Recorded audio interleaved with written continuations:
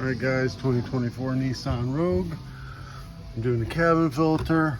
This is an easy one, guys. Pop this glove compartment open. You've got, maybe I can get this stuff. Yeah, there we go. Some light on this thing.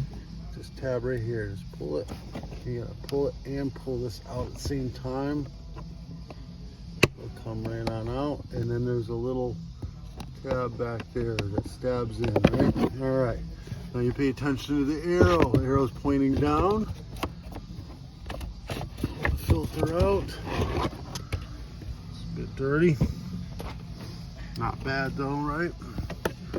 Everybody counts when you're breathing, that's all, isn't it? Alright, and then you just get this guy back in the slot, like so. Sorry, my camera skills aren't great, but you get it.